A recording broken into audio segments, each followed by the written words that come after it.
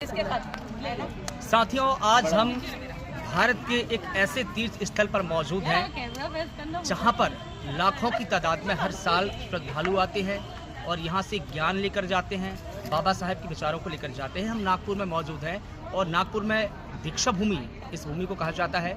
बाबा साहेब ने यहाँ पर बौद्ध धर्म अपनाया था, उनके साथ में लाखों अनुयायी थे। और अब हम यहाँ पर जब मौजूद हैं तो कुछ महिलाएं भी हमारे साथ में मौजूद हैं, उनसे हम इस स्थल के बारे में जानेंगे, वो कैसा यहाँ पर फील कर रही हैं, उनकी फीलिंग्स को जानेंगे। तो हमारे साथ में उज्जैन से चलकर निदा अहमद जी हैं, जिनसे हम पूछेंगे। निदा जी, आज हम बाबा साहब की दीक्षा भूमि पर मौजूद हैं, जहाँ से बाबा साहब ने पूरी दुनिया को एक ऐसा संदेश दिया जो सबसे बड़ा धर्म माना गया, सबसे बड़ा संदेश माना गया। कैसा फील करेंगे? जी, एक्चुअली मैं बहुत ज़्यादा एक्साइटेड थी कि ये कैसा होता होगा, जो स्तंभ होता होगा। इन लोगों के मेरे को साथियों के कहने पे मुझे आना पड़ा। जब मैंने यहाँ देखा तो बहुत कुछ डिफरेंट लगा और बहुत अच्छा लग रहा है ये सब देख के। अब मैं चाहूँगी कि और ज़्यादा मुझे इसकी इन्फॉर्मेशन मिले। फिलहाल ये जगह मुझे काफ़ी अच्छी लग रही है। अब आगे अंदर जाऊँगी तो मुझे पता चलेगा वो क्या क्या है। जगह बहुत अच्छी है, जगह बहुत पीसफुल है और इस पीसफुल जगह में कुछ और महिलाएं भी हमारे साथ में मौजूद है। अंजुम पारिक जी हमारे साथ हैं, उज्जैन से चलकर आई हैं।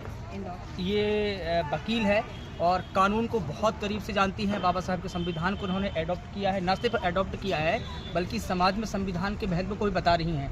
पारिक जी, क्या कहना चाहेंगे आप? मुझे यहाँ पे बहुत अच्छा फील हो रहा है और अभी तक तो संविधान हम पढ़ रहे हैं और आगे भी पढ़ेंगे ही। और इनको जानना और समझना और इनकी भूमि पर आना मेरे लिए गर्व की बात है और काफ़ी अनुभव भी मुझे यहाँ से मिले हैं। जो चीज़ें हम जनरली पढ़ते हैं वो आज हमें देखने को मिली है, तो मुझे बहुत अच्छा फील हुआ है और बाबा साहब को जानने का एक मौका मिला है। Thank you very much. तो कुछ और भी साथी हमारे यहाँ पर मौजूद है जिनसे हम चर्चा करेंगे। हमारे शिवनारायण भैया है, वरिष्ठ पत्रकार है, वो दैनिक भास्कर से संबंध रखते हैं। हम उनसे भी जानेंगे कि बाबा साहेब का संविधान, बाबा साहेब के विचार और बाबा साहेब की एक ऐसी ऐतिहासिक स्थली जहाँ से हर साल सरकारों के माध्यम से भी लोग आते हैं, लेकिन जो तीर्थ है बौद्ध धर्म का, वो सबसे बड़ा एक तीर्थ में से माना जाता है। शिवनारायण जी हमारे साथ में मौजूद है। शिवनारायण जी, आज हम नागपुर में मौजूद हैं। ये वो स्थली है जिसने दुनिया को एक संदेश दिया, दुनिया को ऐसा संदेश दिया कि किसी के साथ भी कोई छुआछूत नहीं होगा, कोई भेदभाव नहीं होगा, क्योंकि बाबा साहब ने पूरी दुनिया को बता दिया था कि अगर ऐसा होता है तो हमारे पास में राष्ट्र तमाम खुले हैं, कहीं रह सकते हैं। बाबा साहब ने यहाँ पर बौद्ध धर्म का अनुसरण किया था, न सिर्फ अकेले किया था बल्कि लाखों अनुयायी के साथ किया था। अब ये स्थली क्या संदेश दे रही है, बाबा साहब के क्या विचार?